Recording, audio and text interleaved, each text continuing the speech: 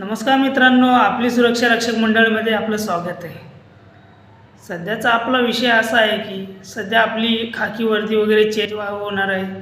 आपली जुनी वर्दी जी होती त्याबद्दल आपल्याला काय दक्षता घ्यायची आहे त्याबद्दल मी सांगणार आहे तुम्हाला।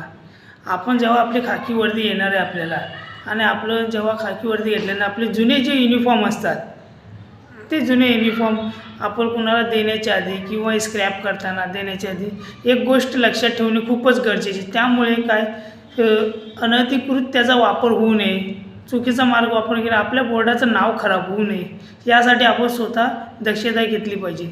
चला तर दाखवतो मी तुम्हाला काय करणार आहे। सध्या माझ्याकडे हा आपल्या बोर्डाचा युनिफॉर्म आपल्याकडे आहे, ठीक आहे।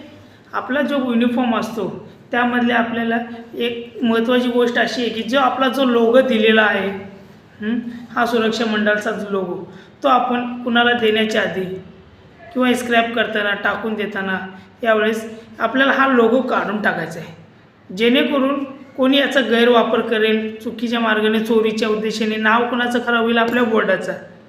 त्यासाठी गरजेचं आहे की हा लोगो आपण काढून टाकायचा, जेणेकरून आपल्या बोर्डाचं नाव खराब होणार नाही, काही चुकीचा कोण गैरवापर करू नये। चला तर मित्रांनो, याची तुम्ही खूप दक्षता घेतली पाहिजे। जय हिंद, जय महाराष्ट्र।